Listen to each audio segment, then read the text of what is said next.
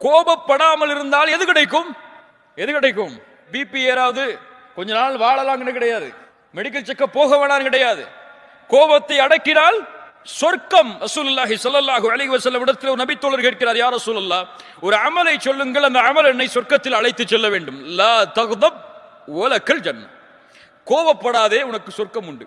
உஇத்தத் லில் முத்தகீன், அந்த சொர்க்கம் அவர்களுக்காகத்தான் தயாரிக்கப்பட்டிருக்கிறது. அவர்கள் யார்? கோபத்தை விழுங்குவார்கள். ரசூலுல்லாஹி ஸல்லல்லாஹு அலைஹி வஸல்லம் சொன்னார்கள், ரொம்ப அழகான ஹதீஸ், யார் ஒருவர் கோபத்தை கட்டுப்படுத்துகிறாரோ அதை வெளிப்படுத்துவதற்கு தகுதி இருந்தும், வெளிப்படுத்த முடியும் என்ற நிலைமை இருந்தும், யார் கோபத்தை கட்டுப்படுத்துகிறாரோ அல்லாஹ் ரப்புல் ஆலமீன் நாளை மறுமையில் படைப்புகளுக்கு முன்னால் அவரை அழைத்து சொல்லுவான், ஹூரிலின் பெண்ணில் எந்த பெண் உனக்கு தேவையோ எடுத்து செல் என்று. உங்க மனைவி உங்களை கோபப்படுத்துறாங்கன்னு சொன்னா அந்த கோபத்தை விழுங்குங்கள், அல்லாஹ் இந்த பெண்ணை விட சிறந்த பெண்ணை மறுமையில் தருவான் என்று.